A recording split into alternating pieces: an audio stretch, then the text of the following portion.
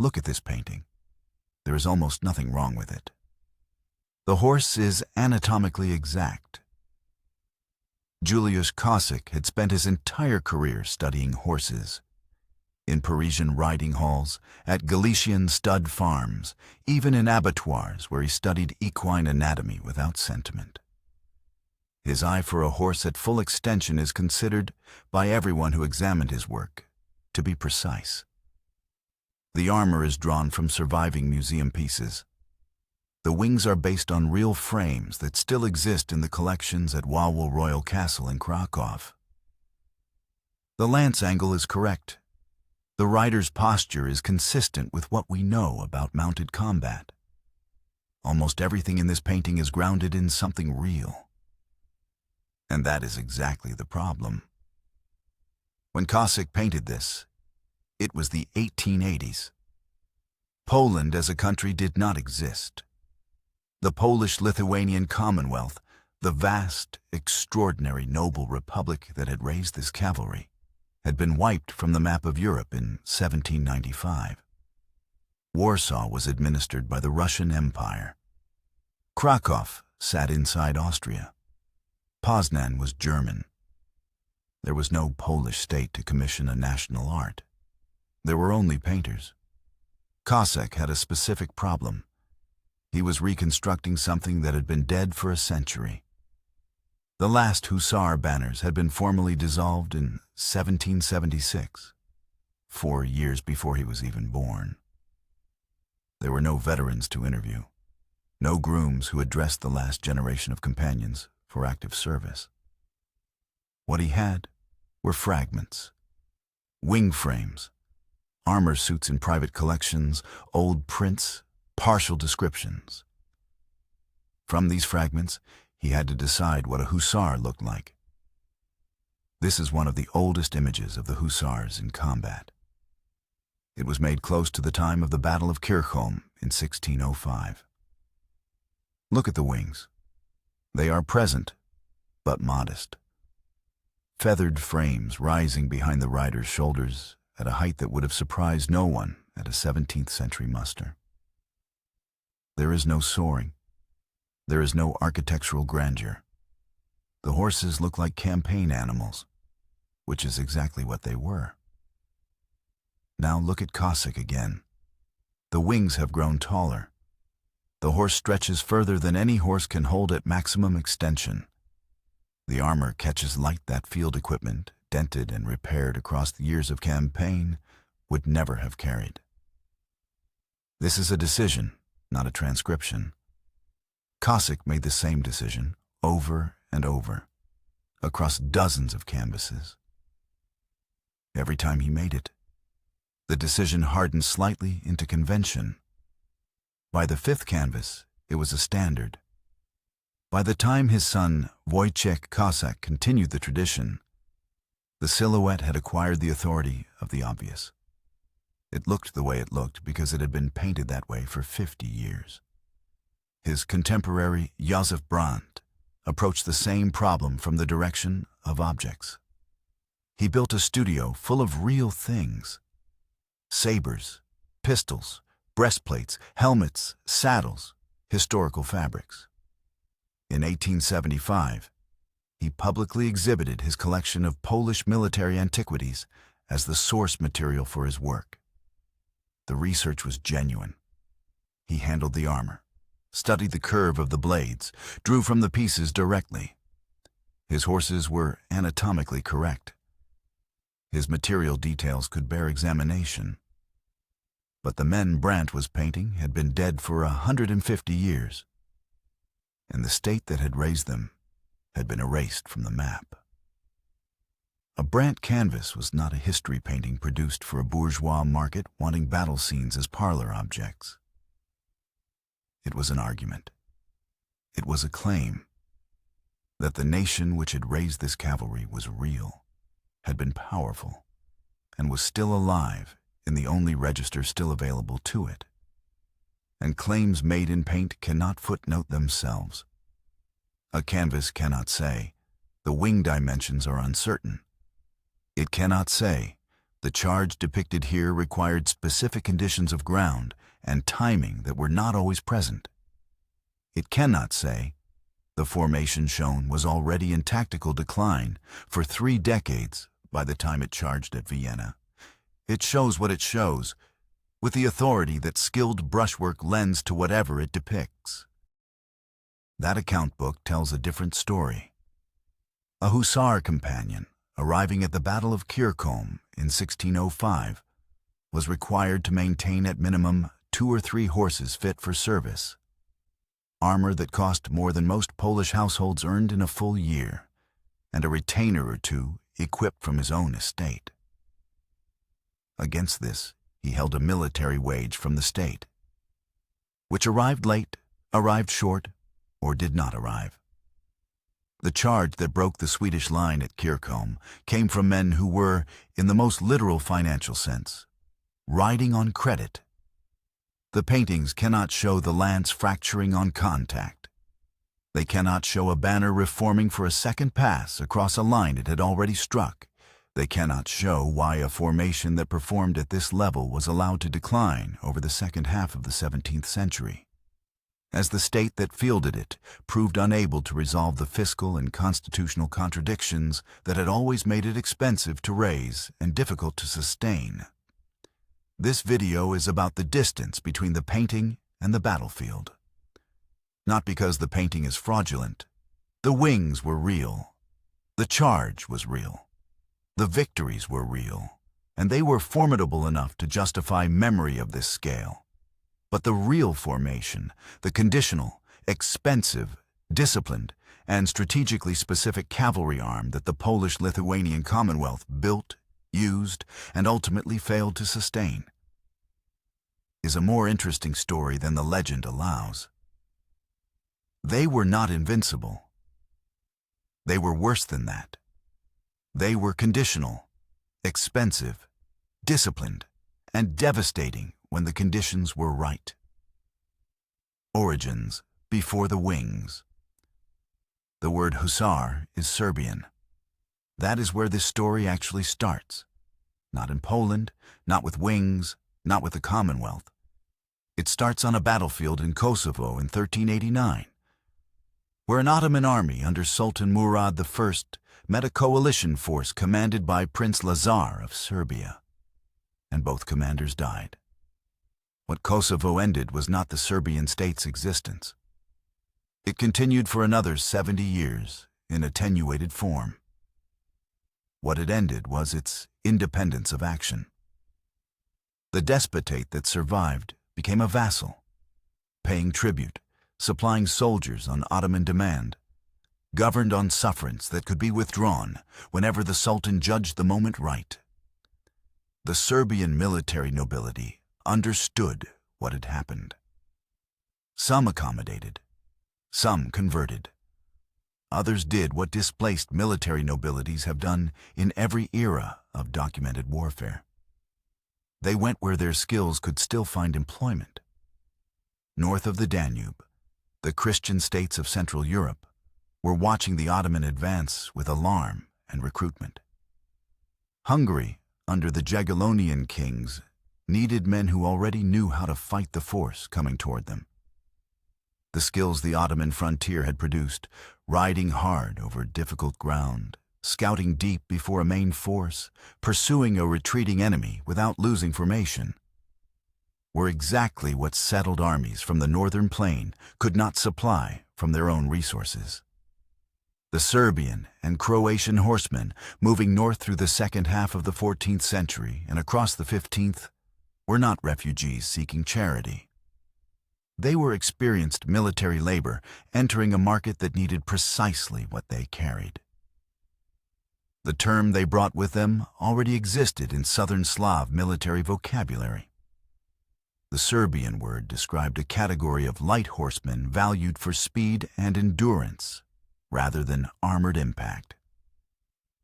In Hungarian administrative records, the variant appears in the 1440s and becomes frequent through the 1450s and 1460s, already designating cavalry of a specific character: mobile, capable of covering ground that heavier forces could not, valued for the deep scout, the flank screen, the rapid response to irregular threat.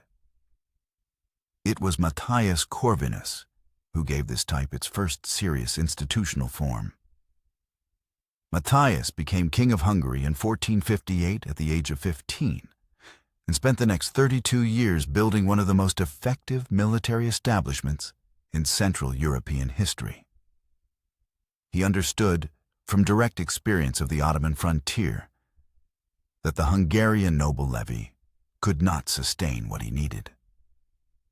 He needed something more permanent, more controlled, more capable of operating inside a military design that lasted longer than one season. His professional army, later called the Black Army, combined foreign mercenaries, Hungarian nobles serving for pay, and a range of cavalry types deployed under central command. And inside this army, Hussar cavalry became light horse in the explicit service of strategic mobility. Reconnaissance at distances heavier forces could not maintain, covering retreats, exploiting gaps, constant screening work. Matthias died in 1490. His professional army died with him. Hundreds of experienced cavalrymen found themselves without regular employment. They moved. Some entered Ottoman service. Others followed the mercenary circuits northward to the Jagiellonian rulers of Poland-Lithuania. The paper trail in Poland begins in the Crown Treasury registers, Hussar entries in the opening decade of the 16th century. But here is what that early Hussar actually looked like before the wings, before the standard armor, before the institutional crystallization, and this requires a specific piece of evidence.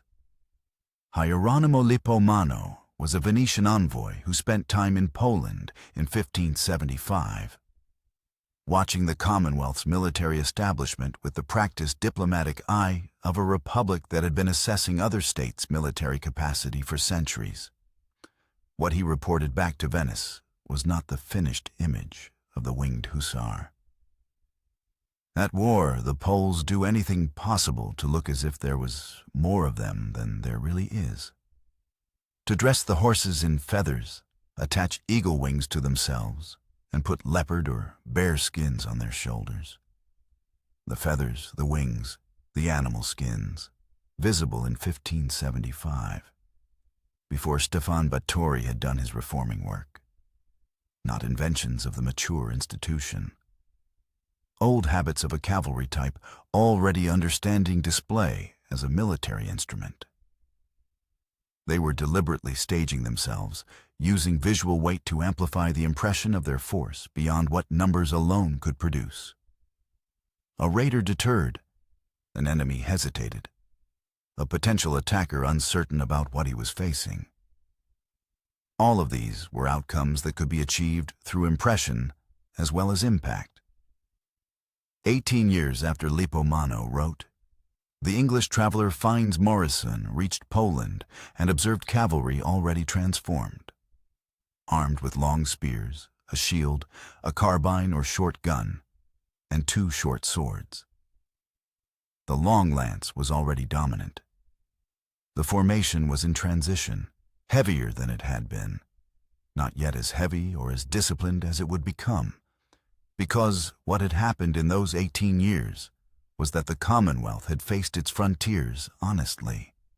To the southeast lay the steppe, where Crimean Tatar raiding parties, vassals of the Ottoman Empire, crossed into the Commonwealth's Ukrainian lands with a regularity that made the annual question not whether a raid would come, but where it would strike and how deep it would reach. To the east, Muscovy was expanding. To the south, the Ottoman presence shaped Commonwealth military thinking even in periods when open war was not formally declared. 3 frontiers, 3 military grammars, 1 state that had to find answers to all 3 simultaneously. The type was there. The tradition was there. The frontier inheritance was there, carried across a century of migration from the despotate of Serbia through Hungarian professional armies into the mixed cavalry service of the early Commonwealth. What was still missing was the administrative and institutional framework that would turn a cavalry tradition into a cavalry formation. Stefan Batory would provide that framework. He would not create the Hussar. He would harden what was already there into a shape durable enough to survive him. Consider what you are looking at. Nearly 1 million square kilometers. At its early 17th century peak, one of the largest states in Europe. A population of approximately 11 million. Distributed unevenly across an enormous territory, from Silesia in the west to beyond the Dnieper in the east, from the Baltic coast in the north to the Carpathian foothills and the steppe frontier in the south. 3 frontiers pressed at once, and they pressed differently. In the summer of 1589, a Tatar force crossed the Dnieper and drove northwest into Volhynia. By the time news reached commanders capable of responding, the raiders had already penetrated 200 kilometers into settled territory. They did not come for ground. They came for people, animals, and whatever could be moved. Villages burned, livestock was driven off, and captives were herded into columns moving back toward the steppe at the same pace the raid had arrived. By the time a cavalry response assembled, the raiders were withdrawing. The raid of 1589 was not exceptional in scale or outcome. It was routine. Contemporary records document the economic destruction raids caused. Damage so severe it could depress local agricultural output by roughly 80% in heavily struck areas, collapsing the tax base and leaving the border belt chronically undermanned for years. An estimated 1 to 2 million people from the Commonwealth's southeastern territories entered Ottoman slavery across the period of the Khanate's raiding activity. That is not background history. That is the reason the Commonwealth needed cavalry that could respond faster than infantry could march. The only military answer was cavalry capable of matching the raiders' pace, moving before a full assembly was possible, and intercepting or pursuing across the same open terrain the raiders were exploiting. Infantry could not do this. Artillery certainly could not. The steppe frontier produced a military requirement for fast, enduring mounted force that was not a matter of cultural preference. It was operational arithmetic. To the east, Muscovy was a different but equally demanding problem. The wars over Smolensk in 1514 and over the eastern borderlands required cavalry that could operate at range in a landscape of forest, river, and variable terrain, screening the movement of larger forces, exploiting gaps that heavier engagements occasionally opened. Muscovite cavalry had its own traditions and could be formidable in its own tactical mode. Polish commanders needed mounted troops that could match or outpace it. To the south, the Ottoman presence shaped Commonwealth military thinking even in periods when open war was not formally declared. The Ottoman system was the largest and most capable military organization in the region. Polish commanders who did not think carefully about it risked finding themselves unprepared when the political situation shifted. 3 frontiers, 3 military grammars, 1 state. Now, here is where the story becomes interesting. Because the Commonwealth was not just any state. It was a noble republic. The nobility, perhaps 8 to 10% of the Commonwealth's population, one of the highest noble proportions in Europe, were not, in the main, administrators or merchants. They were a landed military class whose self-understanding was built around the mounted figure. The general noble levy, which theoretically mobilized the entire nobility for national defense, had become practically obsolete as a battlefield instrument by the mid-16th century. but it survived as a constitutional memory that kept alive the sense that to be noble was to be armed, mounted, and available. A state in which nobles were soldiers and soldiers were nobles would always find it easier to invest in mounted service than in the mass infantry establishments that required neither noble participation nor noble prestige to be effective. The comparison with Sweden is instructive. The Swedish Carolinian allotment system tied military obligation directly to land grants and peasant contributions, giving Sweden a permanent army whose maintenance was built into the agrarian structure. The Commonwealth moved in the opposite direction. Its noble republic constrained central extraction, resisted permanent fiscal commitment to military ends, and kept military decision-making distributed across a political class that prized local autonomy above administrative efficiency. Swedish infantry at Kircholm in 1605 was already a more disciplined and firearm-capable force than Polish infantry of the same period. Commonwealth cavalry at Kircholm was more formidable than anything Sweden could put on horseback. What those observations describe is not a contrast between modernity and backwardness, but two different military systems shaped by two different state-building trajectories, each capable of excellence within its own terms, each limited by the same terms that produced its strength. The permanent military establishment the Commonwealth created to manage this requirement was the Quarter Army, established by Sigismund II Augustus in 1562. Named for its funding mechanism, a quarter of the revenues from the Crown's own estates. Wimmer's examination of Commonwealth military organization reconstructs the Quarter Army's peacetime strength at roughly 3,000 to 4,000 men. 3,000 to 4,000 men across a frontier measured in thousands of kilometers. That was not adequacy. That was a statement of intent backed by insufficient means. Expanding the Quarter Army required either increasing the quarter tax, taking more from royal revenues, or securing extraordinary parliamentary grants, both of which required political conditions that were rarely simultaneously available. In the parliamentary session of 1613, Crown Hetman Żółkiewski presented a detailed appeal for expanded permanent forces. Parliament granted a temporary supplement. It did not resolve the structural gap. The standing force remained roughly constant for decades, while the strategic demands on it grew. And this is the logic that leads directly to the Hussars. In 1621, before the Battle of Kłuszyn, Grand Hetman Jan Karol Chodkiewicz assembled a force whose Hussar component numbered fewer than 800 companions. The elite core of an army facing an Ottoman force estimated at over 100,000. Chodkiewicz did not expect the Hussars to win by weight. He expected them to be committed at the moment when their concentrated impact could fracture what the rest of his army had been working to disorder. The logic was the same logic the Commonwealth had been applying for decades.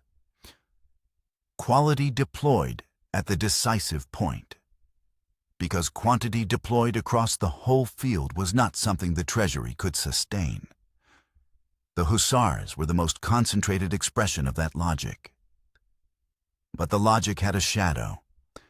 An arm that requires expensive horses, expensive armor, noble social standing, and years of training to produce its full effect, is an arm that cannot be rapidly expanded when the military situation demands more than quality can provide. Excellence purchased through selectivity is a military asset that becomes a liability when the war becomes large enough that quality cannot substitute for mass. The Commonwealth's commanders repeatedly confronted this arithmetic. This is the world the Hussars belonged to.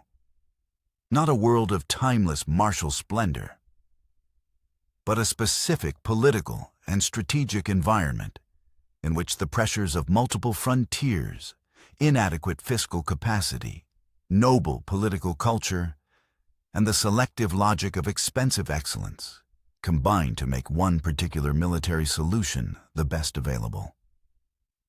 And best available had to suffice. Because the alternative was not something the Commonwealth's ruling class was willing to build at the cost of what it already was. Stefan Batory arrived in Krakow in February 1576, and the city he entered was already in dispute about whether he was its king. He was 43 years old, compact in build, direct in manner, and a product of the southeastern frontier military world that had shaped the Hussar type before it reached Poland. He had spent 2 decades governing Transylvania as a vassal prince, watching what cavalry could do when properly used, and watching what it failed to do when it was not. He was not arriving in Krakow to become a patron of martial splendor. He was arriving to govern a state with active military problems. The most immediate problem was Gdansk. The city commanded the Vistula estuary, controlled Baltic trade, and was rich enough to hire professional soldiers on a scale that required a serious answer. Before any army moved, Batory had already begun the decisive regulatory effort of his reign, a series of ordinances in 1576 and 1577. What the ordinances required was specific.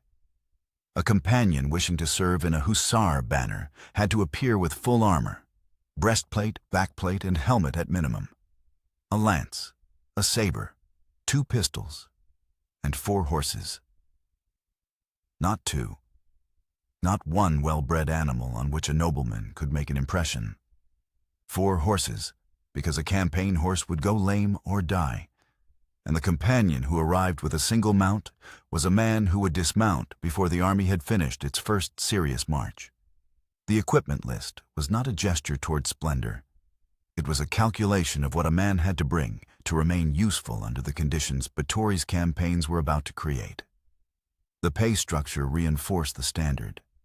Commonwealth cavalry pay was calculated per horse. A companion who appeared with a full retinue of mounts received more than one who appeared alone. A banner captain who contracted with the crown to raise a banner was responsible for presenting men who met the standard. A companion whose horses failed inspection did not receive full pay. A Hussar banner in the Batory period ran typically between 100 and 200 horses at full muster. A companion appearing with 3 or 4 horses, personal armor, and a retainer had already spent more on his service than most Polish households earned in a year. Multiply that cost by 100 companions, and the fiscal weight of a single Hussar banner becomes visible. The banner was not only a tactical unit. It was an expensive proposition sustained by noble resources and state pay that was always somewhat in arrears. The first test came on the 17th of April, 1577, near the village of Lubieszów on the lower Vistula. The disproportion in the opposing forces was not encouraging to the Polish side. Gdansk had hired professional soldiers, German and Western European mercenaries, with the proceeds of Baltic trade wealth. Their force numbered between 10 and 12,000 men, predominantly professional infantry, well-armed and paid up to date. Against them, Batory's commanders could field approximately 2,500 men in total, of whom 1,450 were Hussar cavalry. By any conventional accounting, the outcome should not have been in question. Jan Zborowski commanded the Polish-Hungarian force. He positioned his cavalry for maximum effect, calculating that mercenary infantry, disciplined enough on flat ground under settled conditions, was not organized for the kind of shock it was about to receive. The Gdansk force had deployed with the assurance of numbers, expecting either that the smaller Polish army would not attack at all, or that if it did, professional firepower could absorb whatever came at it. It could not absorb what came at it. The Hussar charge at Lubieszów followed the sequence the emerging formation was built around. a controlled approach that did not waste the horse's energy before the decisive moment, a tightening of formation as the distance closed, and then the full impact of armored cavalry at speed against infantry that had not yet had time to deal with what a formed charge of this kind actually felt like from the receiving end. The Gdansk force broke. Polish estimates of enemy losses ran into the thousands dead and wounded. The Gdansk army had been removed from the field as a fighting force. But the institutional consequence mattered more in the longer run. What Lubieszów demonstrated was that the regulated arm performed. A cavalry type that had been subjected to tighter equipment standards, higher horse requirements, and more coherent banner organization had just destroyed a professional force 4 to 5 times its size. The argument for investing in Báthory's standard did not need to be made in the abstract after April 1577. It had been made on the ground near Chocim, in 40 minutes of controlled violence. The next campaigns went further east, and they were harder.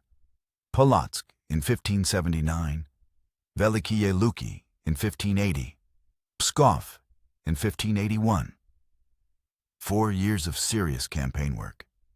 Sieges, march security, reconnaissance at depth, screening operations across Muscovite territory. At Polotsk, the cavalry had not decided the battle. The artillery, the engineers, and the infantry had decided Polotsk.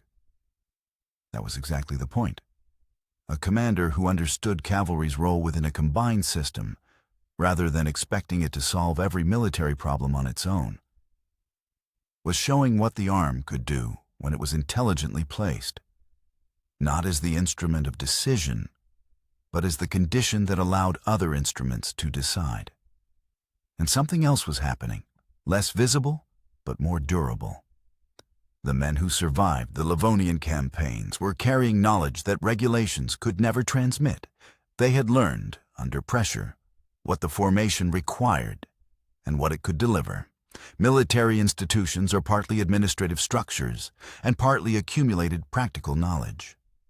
The Livonian Wars created the second kind of institutional memory in the Hussar arm, at a depth that Báthory's ordinances alone could not have produced. When Stefan Batory died in 1586, the formation he had regulated into existence was recognizable as the arm that would ride at Kircholm in 1605 and Kłuszyn in 1610. The banner as a structured organization, the companion with his regulated retinue, the lance as primary weapon, and the feedback between performance and prestige all existed as functioning features of an institutional reality that had been tested across 4 years of serious campaigning and had not broken. The Hussars that later memory would enthrone in feathers and gold did not descend from patriotic imagination. They descended from an ordinance about how many horses a companion had to bring to muster. The man inside the armor, Jan Poczobut Odlaniki, was 19 years old when he made his decision. He recorded it plainly in his memoirs. For a quarter of the year, I stayed with my beloved mother, which residence I found quite unpleasant as I was hearing a lot about the military. I grew completely disgruntled and left home to enlist with the army, even though my beloved mother didn't approve of that. The mother's disapproval he noted and set aside. The pull was structural. The nobility were a military caste as much as a legal estate, and the relationship between noble identity and mounted service had been maintained across enough generations that entering the cavalry felt less like a choice than like the natural completion of what a noble's birth implied.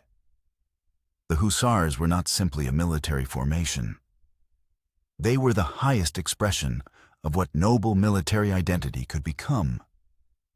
When properly funded, properly equipped, and properly tested. Our most vivid window into what this actually looked and felt like from the inside is the memoirs of John Chrysostom Pasek. He entered cavalry service in 1656, during the wars later called the Deluge, the decade of simultaneous Swedish, Muscovite, Transylvanian, and Cossack pressure that came closer than anything else in the Commonwealth's history to destroying it outright. He was young, ambitious, provincial in origin, and constitutionally unable to be modest about what he saw and did. His memoirs are not a manual for how a Hussar banner functioned.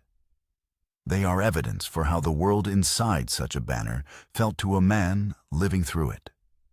The competition, the anxiety, the social machinery that turned military service into a continuous performance of rank and worth before an audience that never stopped watching.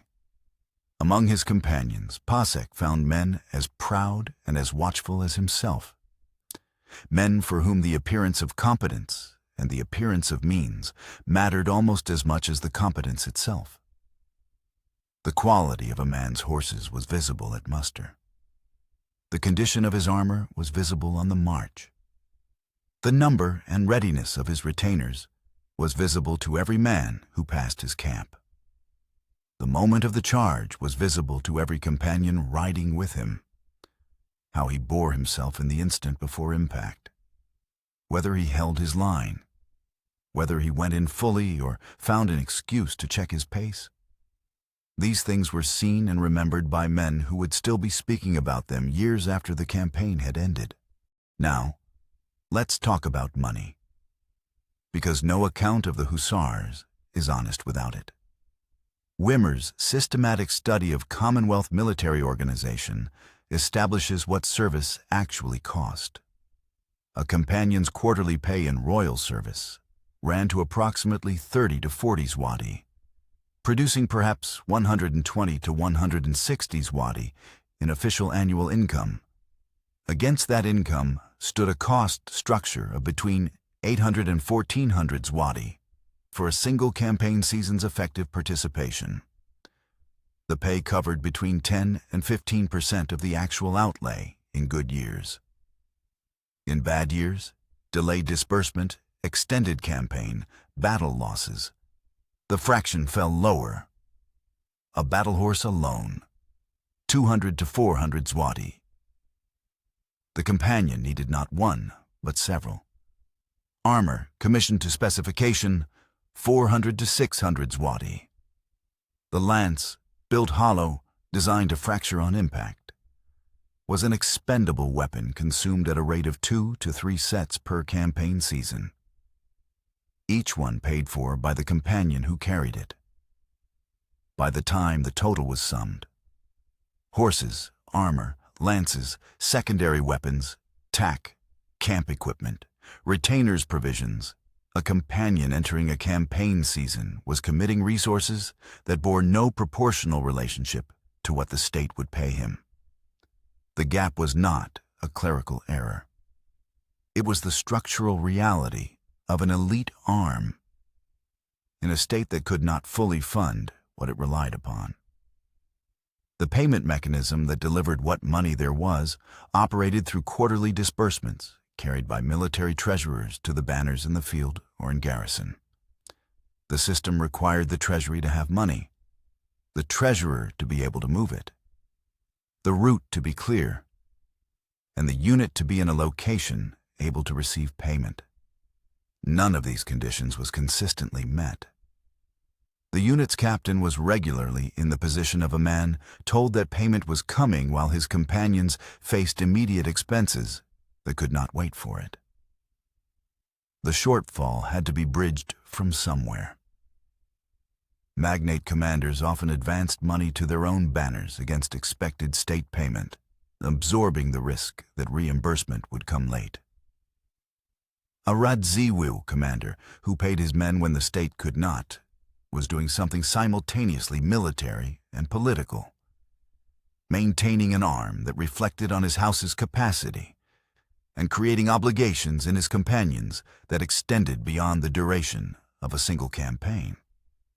For companions without magnate backing, the gap was bridged through private credit. Moneylenders and urban merchants dealt in military equipment on extended terms. the rates were not favorable to the borrower. A campaign that ran long, a battle that destroyed expensive horses, or a delay in state payment could convert a manageable debt into a structural burden that followed a household for years. Pasek's later financial entanglements, the lawsuits, the complications his memoirs record with typical directness, were not personal failings separate from his military service. They were the downstream consequence of a service structure that required elite spending on an officially inadequate income. Pasek never lets the reader forget that this world was also a world of intense pleasure. The competition was real, but so was the fellowship. The quarrels were real, but so was the loyalty that service created between men who had ridden through the same dangers and survived them. He writes about camp life with the unself-conscious relish of a man who knew he was living inside something extraordinary. The Hussars, he describes, are not the solemn figures of later patriotic art. They are men, quarrelsome and proud and afraid and exhilarated, sustaining one of the most expensive military formations in Europe on the combined weight of noble obligation, household resources, borrowed money, and the continuous social pressure of each other's gaze. Glory did not stand above the account. It rested on it. In the Commonwealth, the charge began long before the lance came down. In the household ledger, the creditor's note, the horse line, and the unpaid quarter that turned honor into debt. How the charge actually worked. The captain stood at the field's edge and watched the line walk. He was watching 16 men on horses trying to maintain a dress interval of roughly 3 meters between each animal, at a pace that tested patience rather than nerve, and failing in the ways that walking always exposed before speed had any chance to mask them. A horse on the left drifting inward, a young companion on the right letting his mount feel forward. He said nothing yet. He let them feel the problem before he named it. Because naming it first teaches the mouth to recognize the error while the body continues making it. The walk came first in drill because it was the hardest lesson to take seriously. It contained no excitement, no momentum, no social occasion for displaying boldness. It only contained the problem in its slowest and clearest form. Could these men and horses hold a line, maintain an interval, and answer a command while moving at a pace their bodies found almost insultingly easy? If they could not do it at the walk, the accelerating stages that followed were not a solution. They were an enlargement of the same failure at a speed where correction was no longer possible. The command vocabulary of the Hussar charge was a short sequence. Movement began on orders. Pace increased on orders. The final commitment, du Zarji, was the command from which the charge took its irreversible momentum. Period military literature and surviving drill regulations describe these phases with consistent precision. The controlled advance at a trot or slow canter across the first 300 to 400 meters. A building acceleration through roughly 20 to 25 kilometers per hour as the distance closed. And the final gallop of 40 to 55 kilometers per hour across the last 100 to 150 meters before contact. The transition from dispersed approach to compressed formation just before impact was described by one French observer as an absolutely outstanding feat of group horseback riding. Outstanding is not rhetorical excess. A large number of horses and riders, already at significant speed, adjusting their lateral spacing simultaneously and with precision, while maintaining forward momentum and formation cohesion. A single horse that moved wrong at this transition could cascade disorder through the line beside it. Let us talk about what arrived at the receiving end. A horse and armored rider together weigh approximately 650 kilograms. at 45 kilometers per hour, 12.5 meters per second. The kinetic energy of that single system is approximately 51 kilojoules. At Kircholm, the main Hussar body committed in the final phase numbered 800 to 1,400 riders. At a conservative 800 riders, the total kinetic energy arriving at the Swedish line within the span of a few seconds was on the order of 40 million joules, 40 megajoules. For comparison, a modern artillery shell delivers between 2 and 4 megajoules on detonation.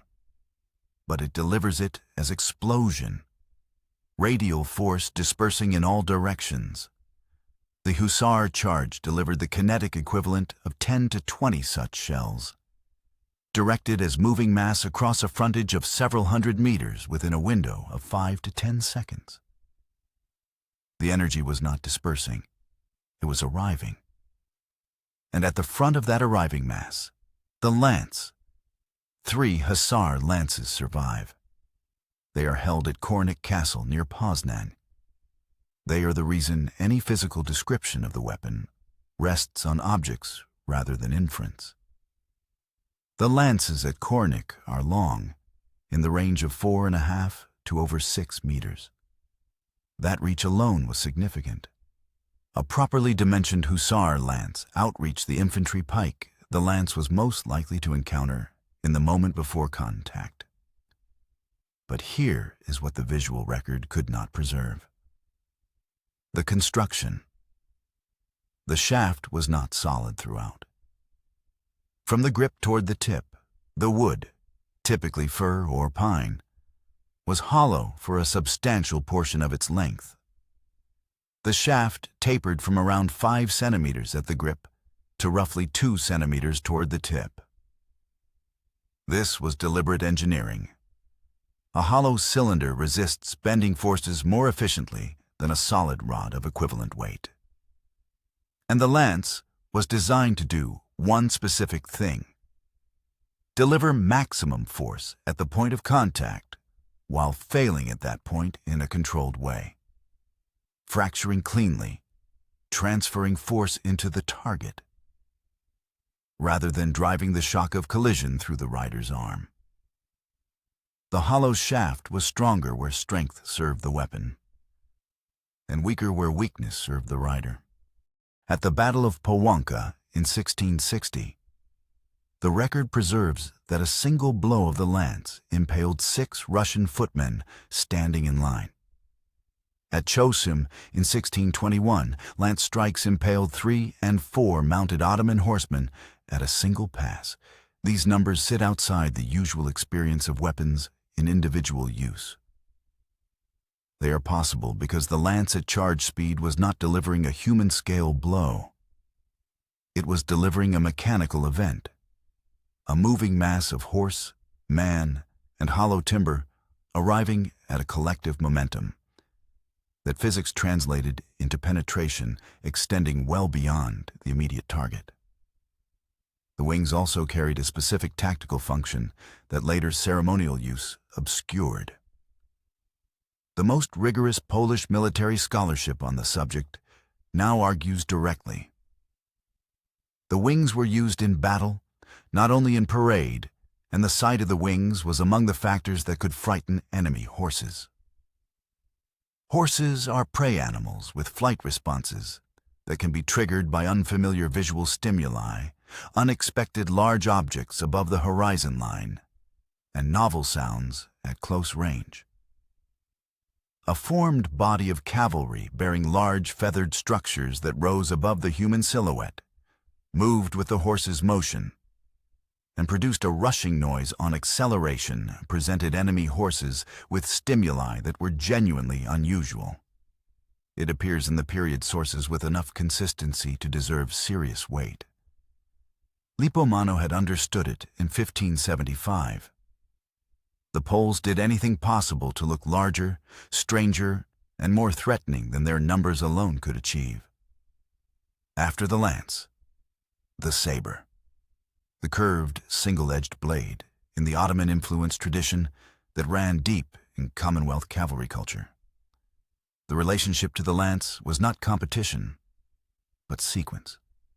The lance was the weapon of the approach, the strike, the formation's first violent contact. The saber was the weapon of everything that followed when the lance had done its work. But the charge could fail. Mud absorbed the kinetic energy the formation depended on delivering its speed. Broken ground destroyed the coherence that made the compression phase possible.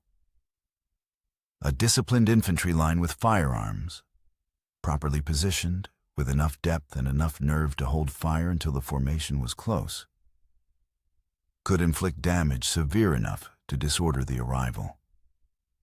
Artillery sighted to command the approaches could break the loose formation phase before compression was achievable. And exhaustion from long marches could hollow out the physical reserves the final gallop required. The charge was not a guarantee. It was a precision instrument. It required the right ground, the right enemy disposition, the right timing, the right support from other arms, the right command intelligence to withhold it until the moment was real and commit it before the moment closed. When those conditions existed, the evidence of what happened is documented and extraordinary. When they did not, the arm was expensive without purpose. The line walked. The captain watched. The correction came. The drill began again. That is where the charge was made. It only looked like it was made in the last 100 meters. The battles. Kircholm, the perfect kill. On the morning of September the 27th, 1605, Jan Karol Chodkiewicz had approximately 3,375 men. That figure comes from the closest modern reconstruction of the surviving evidence, not from later patriotic arithmetic. Roughly 2,400 were cavalry of different types. Roughly 1,000 were infantry.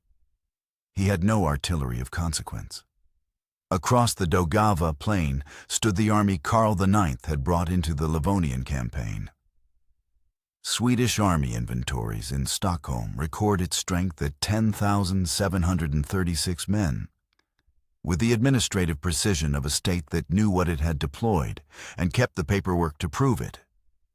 2,500 Swedish cavalry, 8,236 Swedish infantry, 11 guns. The ratio was more than 3-to-1 in the Swedish king's favor.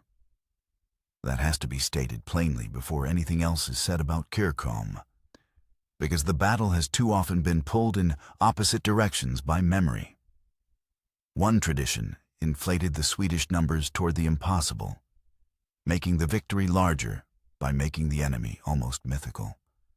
Another softened the disparity, as if Chodkiewicz's decision needed to be made safer after the fact. The Swedish record settled the matter. And here is a detail that later national memory found inconvenient. Among Chodkiewicz's cavalry were 3 banners of cuirassiers from Courland, approximately 300 men under Captain Mateusz von der Recke, and 1 banner from Pilten, contributing between 80 and 100 cuirassiers under Ewald von Zaken. These were Baltic vassals, Western-trained heavy cavalry in the German harness tradition. And on the Swedish side, 3 companies of Polish soldiers, approximately 291 men, serving in Swedish pay. They had moved through the same European military labor market that carried men across borders and dynastic lines. Kircholm was not Poland against Sweden in the simplified form nationalism prefers. It was a Commonwealth army under a Lithuanian hetman including Baltic vassals against a Swedish army including Polish mercenaries. The battle was real. The clean national frame was later. Chodkiewicz was not asking whether 3,400 could defeat 10,700 in an open engagement. That question had an obvious answer. He was asking a different question. How does a much smaller force, built around an arm capable of concentrated shock. Create the conditions under which that shock can be delivered against an opponent that has not yet understood what is about to happen to it. The entire battle turned on the feint. But not because the maneuver was clever in the abstract. It mattered because it forced the Swedish cavalry to move before the Swedish infantry could protect it. And because Chodkiewicz had the discipline to let that separation widen before he committed the arm that could exploit it. Lithuanian cavalry under his direction advanced toward the Swedish line, pressed its front with enough seriousness to appear committed, then gave ground in controlled withdrawal. The retreat was not flight. It was a deliberate pulling motion, an invitation extended to the Swedish cavalry at the exact point where battlefield appetite could begin doing Chodkiewicz's work for him. Swedish mounted elements followed. The gap between Swedish cavalry and Swedish infantry widened. Chodkiewicz held the Hussars back for approximately 20 minutes while the Swedish movement developed. No painter wants the waiting. No patriotic summary knows what to do with it. But Kircholm was made there, in the interval between opportunity beginning and opportunity becoming real. When Chodkiewicz committed the Hussars, they struck Swedish cavalry already drawn too far forward from the infantry it had been positioned to protect. The charge did not arrive against the integrated Swedish line Karl had brought to the field. It arrived against cavalry that had pursued into a space where infantry could not immediately reinforce it. 40 megajoules.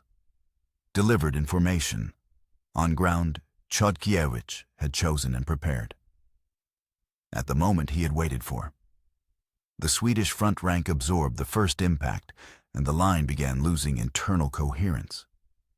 The Hussars reformed and charged again and again.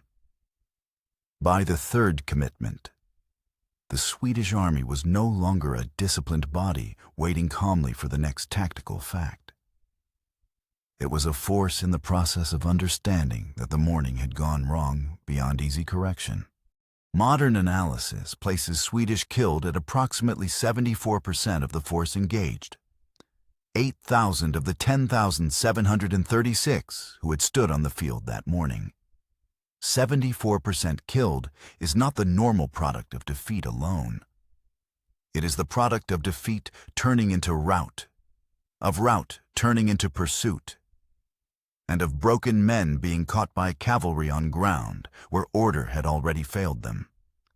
Commonwealth losses: approximately 100 killed, several hundred wounded, around 3% of the force engaged. 3 days after the battle, Chodkiewicz wrote to the king. He was not composing a memoir. He was reporting from the immediate aftermath, with bodies still on the ground. His letter described the sequence, the scale of Swedish losses, the condition of his own force. It has the quality of a commander who had done something difficult and understood the exact means by which it had been done. A heavy loss for the size of your Majesty's army, but a small one for the greatness of the enemy. That is all the commentary Kircholm needs. A commander who had destroyed an army more than 3 times his size wrote before the legend could improve the victory for him. He counted his dead. He counted the enemy's dead. He put both numbers into one sentence and let the sentence stand. Preparation before brilliance. Command before fame.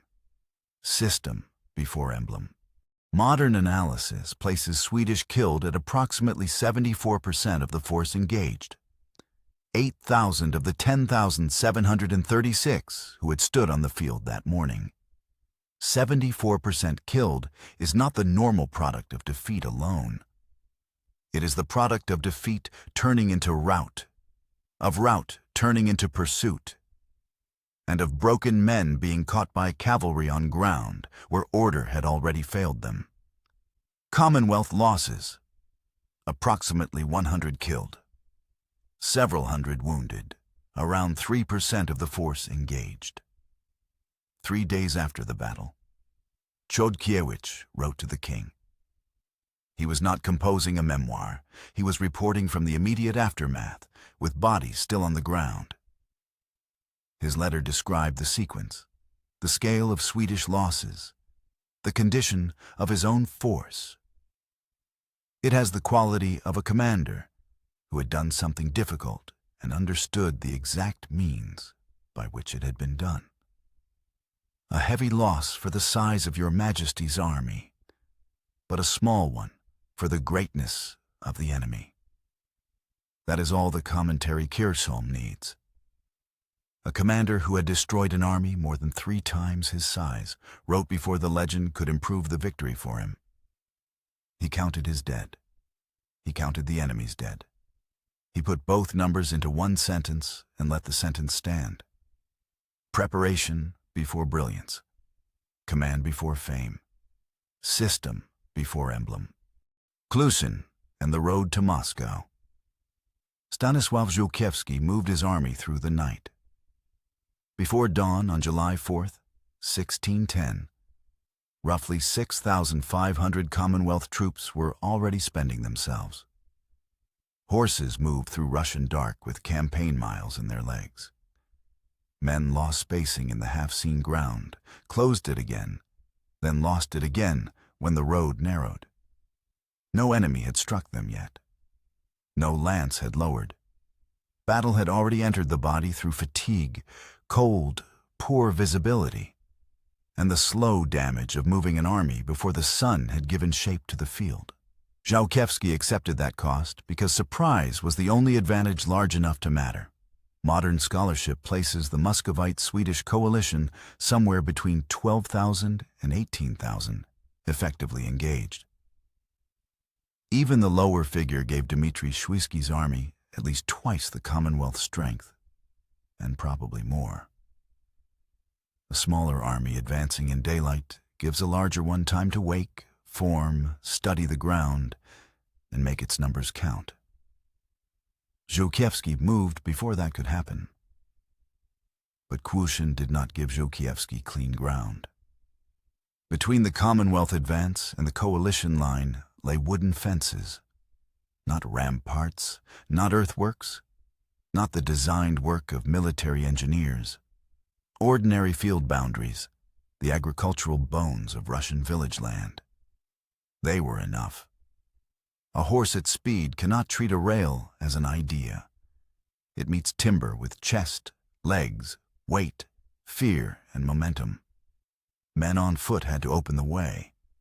Fence sections were pulled apart under fire, while the Hussars waited for passages narrow enough to use and dangerous enough to remember. Every minute spent tearing gaps drained surprise from the morning and order from the approach. Żółkiewski's own account, the beginning and progress of the Muscovite War, does not treat the fences as color. He writes like a commander who had watched the field resist him. First commitment went through the open gaps and found a coalition line still intact. No clean fracture came. The first shock damaged the line, but did not split it. At Kircholm, Chodkiewicz had created a Swedish army already separated from itself before the charge landed.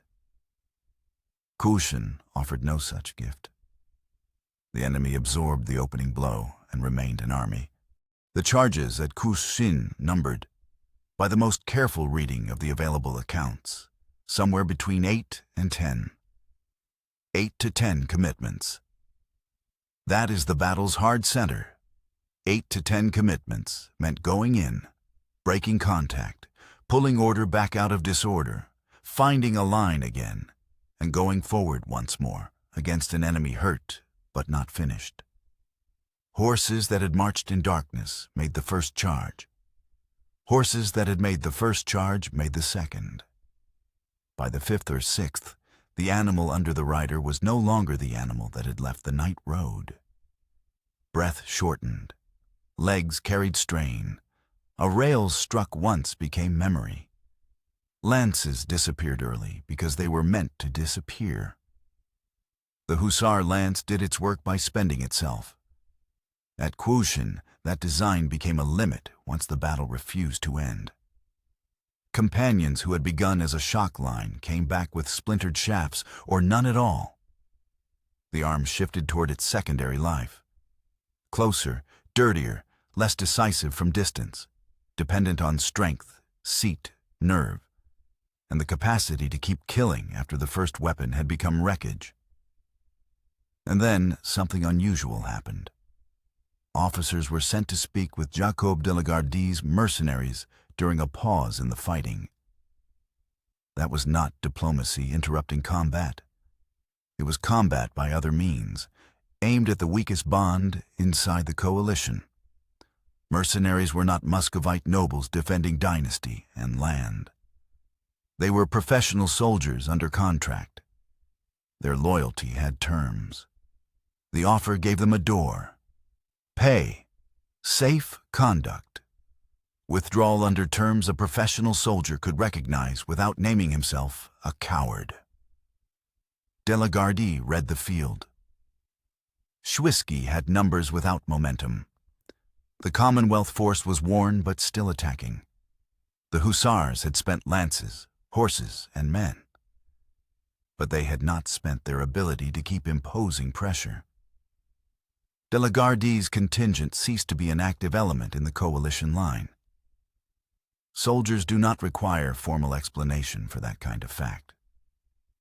Men know when the line beside them has decided the battle is no longer theirs. The next Hussar commitment struck an army whose structure had cracked before its bodies had finished breaking. The rout came by stages. The coalition dissolved across afternoon and early evening as units reached the same conclusion at different speeds.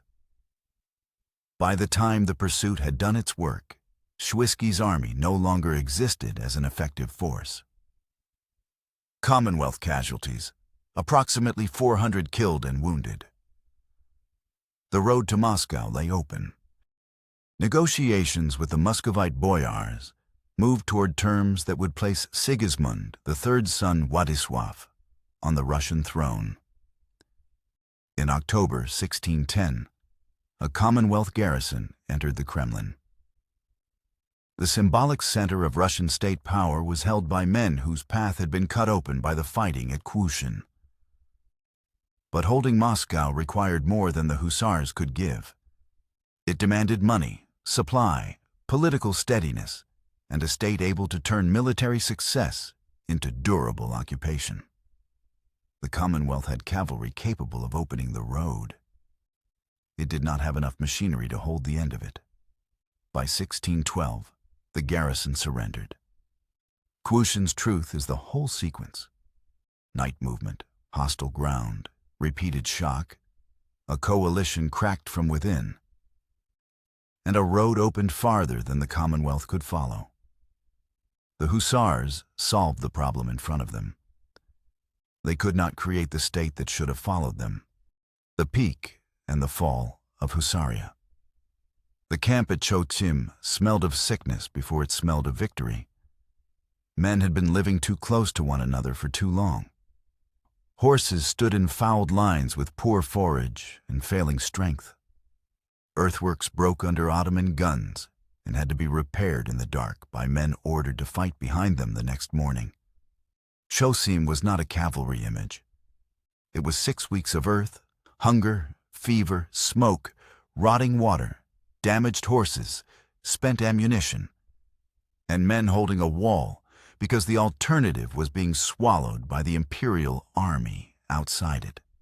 Osman II came north with an imperial army whose strength contemporary figures placed as high as 160,000 men. Modern scholarship presses the number down, but the correction does not make the army small.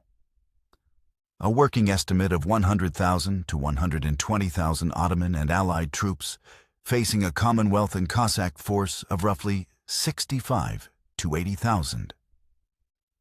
And here is the element later Polish memory consistently underweighted: The Zaporozhian Cossacks under Petro Konashevich Sahaidachny. Perhaps 30 to 40,000 men in most current accounts. In some phases of the campaign, the Cossacks equaled or outnumbered the Commonwealth's own troops. They were not auxiliaries in the decorative sense. They were part of the wall. The right wing depended on them. Without Sahaidachny's force holding the river flank, no Hussar sortie on the left could have saved the camp. The Hussar work at Chocim was real, but it has to be kept in its proper shape. The most important documented sortie came on September 7th, 1621, when Ottoman cavalry pressed hard enough against the Commonwealth position to require a fast mounted answer. The Hussars went out as they were trained to go out, formed, hard, and direct. Accounts of the fighting record writers impaled 3 and 4 at a pass, the hollow lance carrying the force of horse and man through bodies before it shattered. The Ottoman probe was driven back. That was not the battle. It was a piece of the battle. The camp was the real military instrument. Earthworks held the line where cavalry could not. Infantry fire filled the spaces where horses could not live. Every night mattered because damage left unrepaired in darkness could become a killing passage in daylight. Chodkiewicz was 61 years old and ill inside the same camp.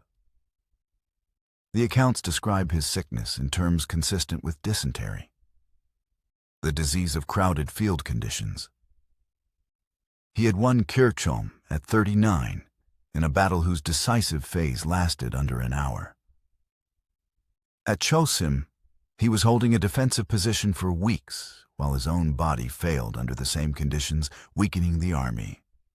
He died on September 24th, 1621, 5 days before the settlement was signed.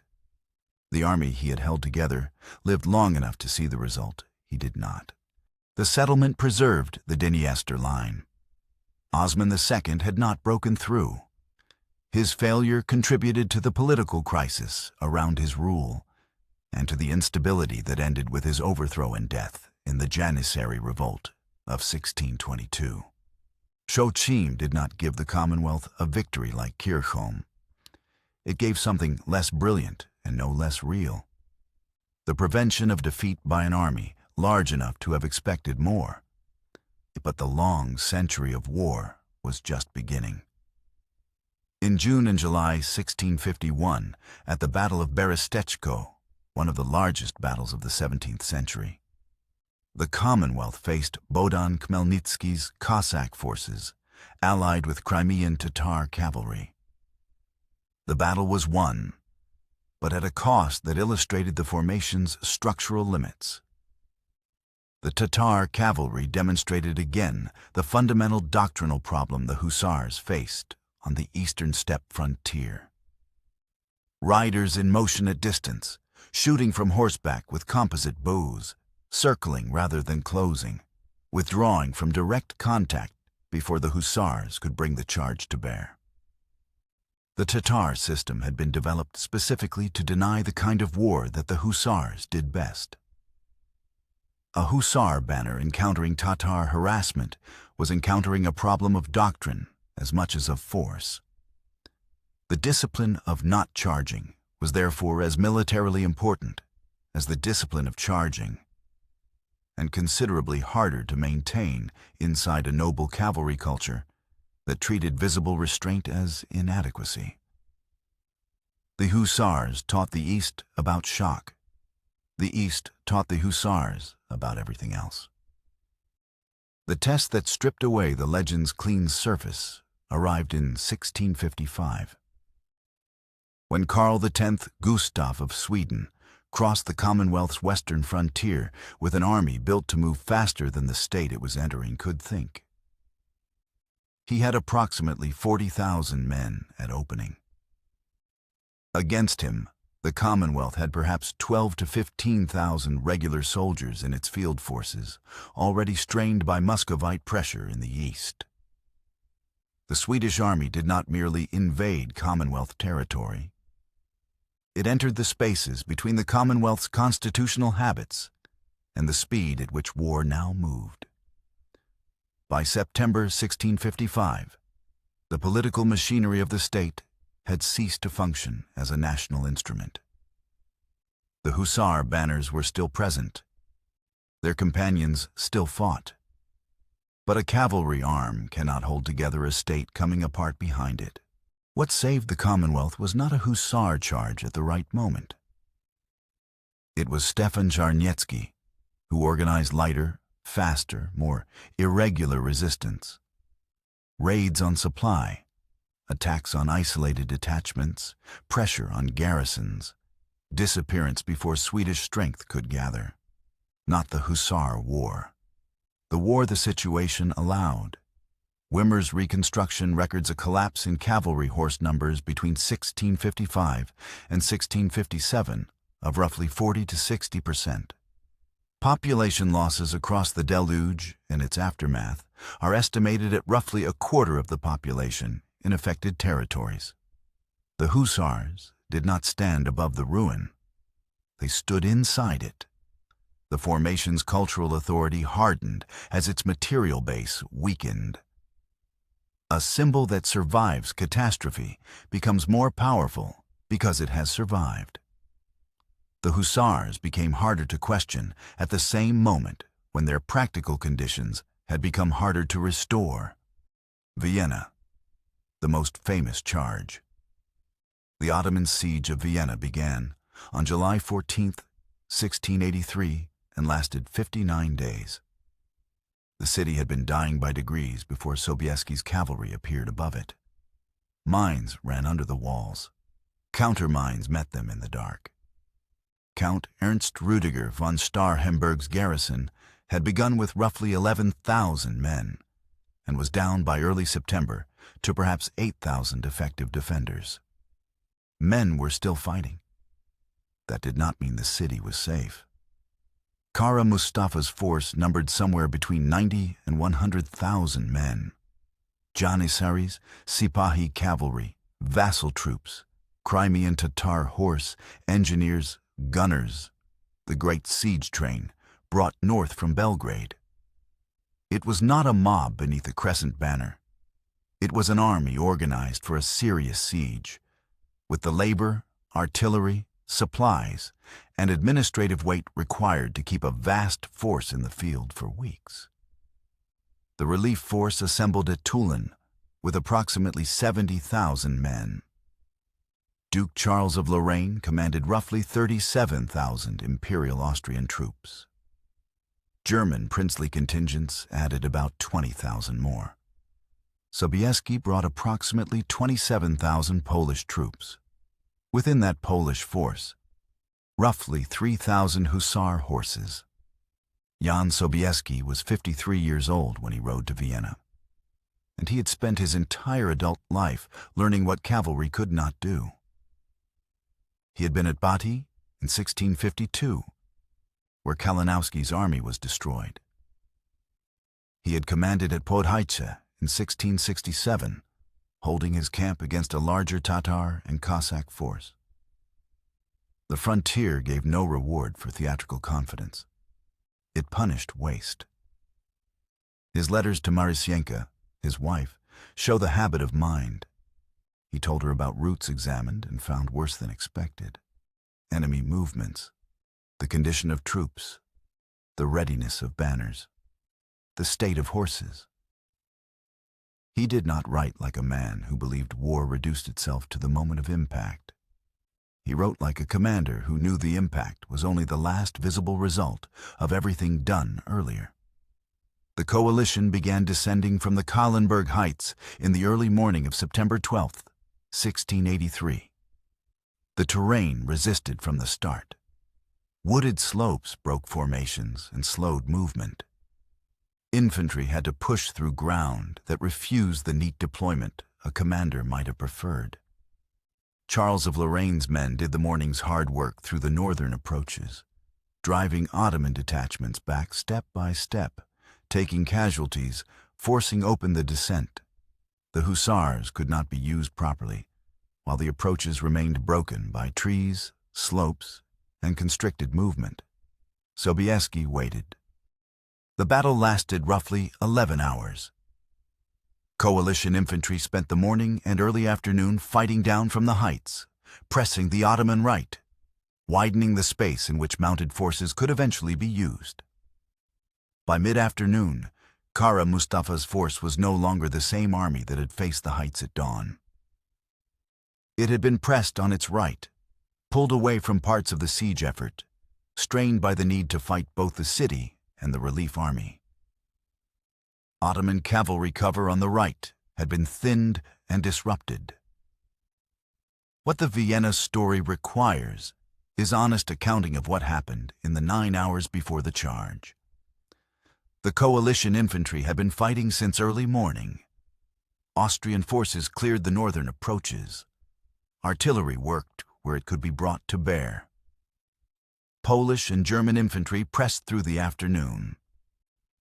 By the time Sobieski committed the cavalry at approximately 5 o'clock, the Ottoman cohesion on the right had been degraded by hours of pressure. That is the necessary context, not to diminish the charge, which was real, decisive, and executed with the precision of a formation released at exactly the right moment, but to restore the operational logic. Sobieski gave the Hussars a prepared target. He gave them a force already strained, already uncertain about the direction from which the next blow would come. Then he sent them down the Kahlenberg. At roughly 5 o'clock, approximately 18,000 cavalry were committed. The Hussars gave the action its image and its cutting edge.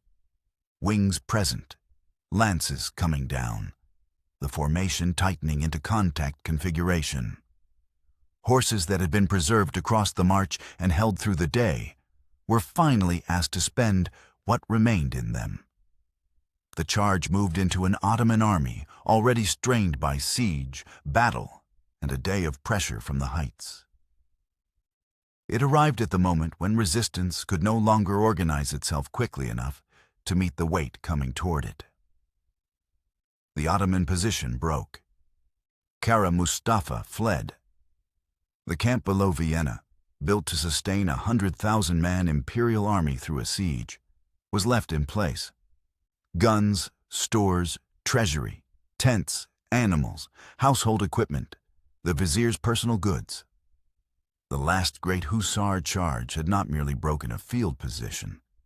It opened a city made of canvas, rope, beasts, plunder, bodies, and imperial confidence suddenly left without its owner. The next morning, Sobieski wrote to Marysyenka. He described all the cannon, the camp, the uncounted riches that had fallen into their hands.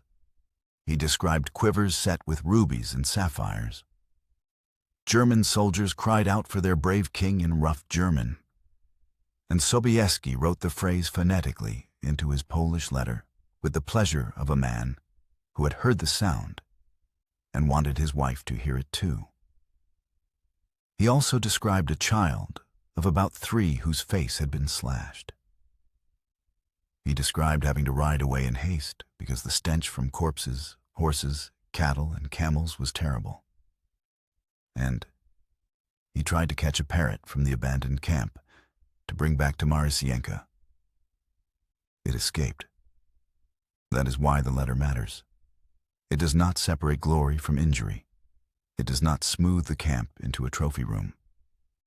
A lesser document would have chosen one register and made the event simpler. The letter refuses simplicity without trying to be profound. It is too busy seeing. We came, we saw, God conquered. His dispatch to Rome gave Vienna the form it needed for the history books. The letter to Marysyenka gave us the morning. Memory chose the dispatch. But both letters belong to the same man on the same morning. Together, they give you the full truth of what Vienna was. Infantry holding for 59 days. A coalition grinding down from wooded heights for 11 hours, 3,000 Hussar horses released late by a commander who had waited for the field to be ready. And then the charge, which was real, which was decisive, and which stank so badly the next morning that the victors had to ride away from it. Vienna was not the beginning of a restored cavalry century. It was the last great demonstration of what the old arm could still achieve when the world briefly arranged itself in its favor. Kłuszyn was coming. Decline, when the battlefield changed. On July 9th, 1702, at the village of Kłuszyn near Kielce, a Hussar charge was stopped by wooden frames with iron spikes. The Frisian horse. That was the name for the portable spiked obstacle the Swedish army had integrated into its standard field deployments.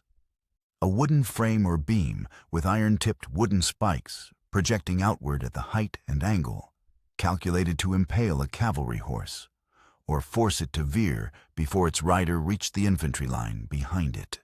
The Hussar charge required continuous forward motion, progressive compression, and the physical arrival of the combined mass of horse and rider at the enemy's front rank. An obstacle that stopped the horses before they reached the infantry line, broke the sequence at the point of maximum commitment. The 97 years between Kircholm and Kłuszyn are the measure of a military change that the Hussars' most celebrated victories had obscured, and their final defeats made unmistakable. At Kircholm in 1605, the Swedish infantry used matchlock muskets, 1 to 2 rounds per minute. By Kłuszyn in 1702, the Swedish army carried flintlocks, 3 to 4 rounds per minute under reasonable conditions. More lead-reaching approaching cavalry in the same interval of time. The socket bayonet had replaced the plug bayonet, allowing every infantryman to be simultaneously capable of fire and physical resistance, eliminating the need for separate pike blocks. Swedish infantry under Charles XII did not simply wait for cavalry to come onto their pikes and volleys. It attacked, closing to short range before delivering a concentrated volley and then following with the bayonet. This was not the same system the Swedish infantry had been using at Kircholm. 97 years of development separated them. On July 9th, 1702, Charles XII faced a Polish-Saxon force that outnumbered his army by roughly 2 to 1. He had approximately 12,000 men against 16 to 20,000. But he had the Frisian horses, infantry trained to an aggressive standard, and ground that constrained the larger force. The Polish cavalry charged. The Frisian horses caught the approach at the precise moment when the compressed formation had committed to the final gallop and could not abort. Horses impaled, horses veering, horses stopping so suddenly that the momentum of the formation behind them created compression against the obstacle rather than through it. The fire from musketeers behind the obstacles added casualties to the horses and riders already disordered by the physical barrier. What arrived at the Swedish infantry line was not the coherent wall that the Hussar charge produced when conditions were correct. It was the fragmented, disordered, depleted remnant of a charge that had been broken before it reached the men it was supposed to break. By evening, the larger Polish-Saxon force had been defeated by the smaller Swedish one. Why couldn't the Commonwealth match this development? The same constitutional contradictions that had always shaped its military capacity. Parliament controlled military funding and withheld it by habit. The noble class that supplied Hussar companions also resisted the kinds of centralized taxation that might have put the broader military system on a stable footing. To fund infantry and artillery permanently, the nobility had to approve sustained expenditure for arms that did not flatter noble military identity in the same way cavalry did. Stanisław Jan Jabłonowski saw the problem with unusual clarity. As Grand Crown Hetman from 1682, he pressed the same repeatedly for a larger authorized army establishment. More infantry, better artillery, a permanent artillery corps with its own funding, regular pay schedules. He was right about everything. He was right in the way that correct answers are sometimes right. With insufficient political force to become real. The observer Jędrzej Kitowicz, watching Commonwealth life in the late 17th and early 18th centuries, gave the Hussars an epitaph sharper than any battle defeat. Hussar regiments were used only to assist their lordships when they took some important office or at the funerals of such. That's why the Hussars were called funeral soldiers. Funeral soldiers. Not cowards, not frauds, not useless men pretending to be warriors. Soldiers displaced from their proper war into the ceremonies of a society that still needed their image, after it no longer consistently needed their charge. In 1776, the Commonwealth Parliament removed the Hussars from the active military structure. 19 years later, the Commonwealth itself disappeared in the final partition of 1795. The cavalry most closely tied to the noble republic's military self-image was formally dissolved within a generation of the state's own dissolution from the map. Why the wings still matter? The Commonwealth was gone. Poland as a political entity was gone. But the Hussar was not gone. He had merely changed addresses. When Kossak and Brandt painted the winged cavalry with such discipline and skill across the 1870s and 1880s, they were not simply making history paintings. They were making arguments. A canvas could not footnote itself. It could not say that the wing dimensions were uncertain. It could not say that the charge depicted here required specific conditions that were not always present. But it could show what it showed, with the authority that skilled brushwork lends to whatever it depicts. The bicentenary of the Battle of Vienna in 1883 gave the image its most explicit political work. Kraków, under Austrian rule, could stage Polish historical ceremony with more latitude than Warsaw under Russia or Poznan under Prussia. The anniversary officially honored a Catholic victory over the Ottomans 2 centuries earlier. Everybody in the streets of Kraków understood what it was actually doing, asserting that a partitioned nation still possessed a history larger than its present political condition. The Hussar was not being studied in 1883. He was being deployed. Jan Matejko completed his great canvas of Sobieski that year and presented it to Pope Leo XIII as a gift from the Polish nation, a nation that had no state, but sent a painting to Rome in lieu of the ambassador it was not permitted to have. From the canvas to the print, from the print to the illustrated press, from the press to the schoolroom wall. Each step stripped away context. The gallery stripped away the studio. The journal stripped away the gallery. The schoolroom plate stripped away almost everything. What remained was horse, rider, wings, lance, and the authority of repetition. That is how an informed artistic decision becomes a public fact, not by fraud, not by one deliberate lie, by circulation. Every copy repeats the choice while hiding the fact that it was a choice.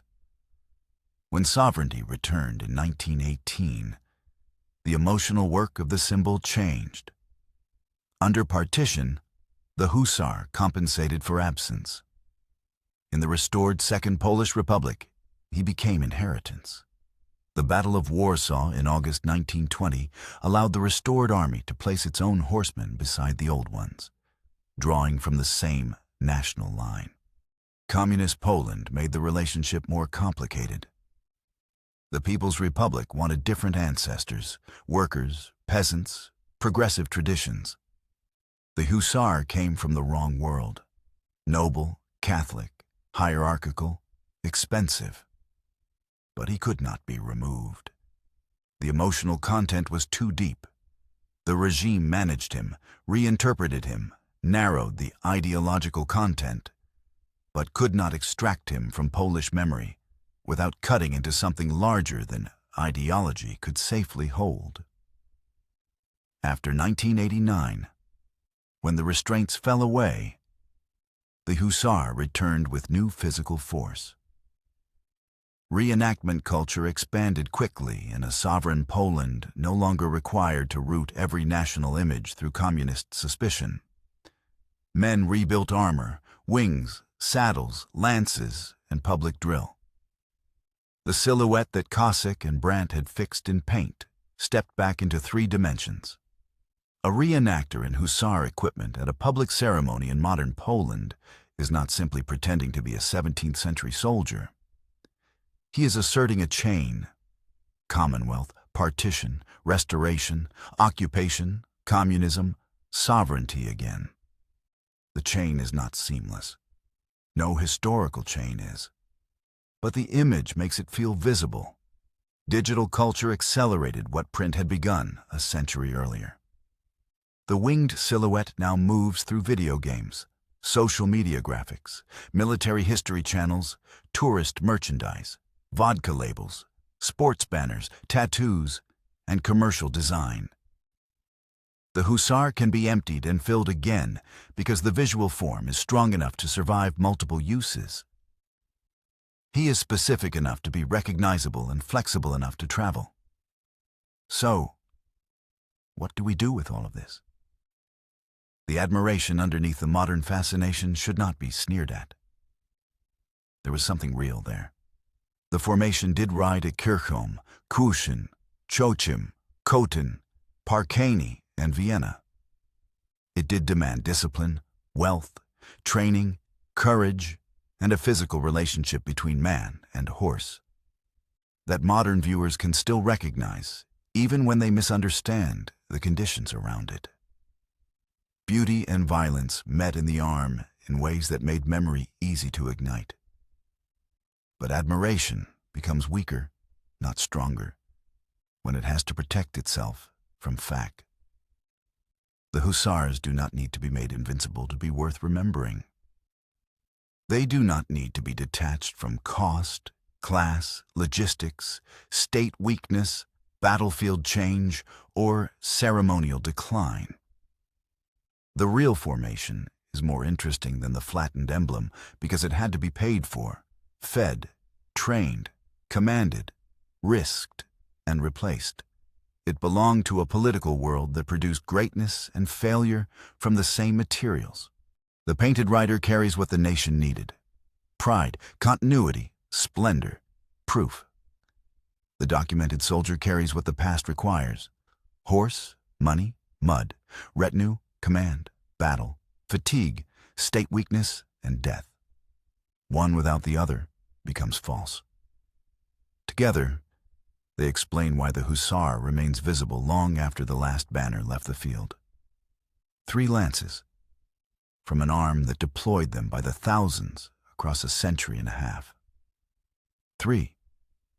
They exist because they were preserved. Because the men who kept them understood that the weapon had mattered. The rest broke in use, were abandoned, burned, rotted, or simply disappeared the way objects disappear, when no one who valued them remained to protect them. That is the Hussar story. Not a myth, not a symbol, not a national argument in armor. Men on horses under obligation, doing the most demanding thing in 17th century warfare, well enough, often enough, under hard enough conditions, to earn a reputation that outlasted the state that had deployed them. The wings can remain. They belong to the story now. They are beautiful because they carry something real. But they shouldn't be allowed to hide the man beneath them. If you want to go deeper on everything in this video, the battles, the horses, the armor, the politics, the decline, the paintings, the research behind this documentary is drawn from Winged Hussars, The Rise, War, and Legend of Poland's Elite Cavalry by Ivo Vichev. Link in the description. It is the most complete account of this formation in English. and it does not let the legend off the hook. If this video made you think differently about something you thought you knew, leave a comment. If you know someone who would argue with this video, share it with them. And if you're new here, subscribe. There's more history like this where it came from. Thank you for watching.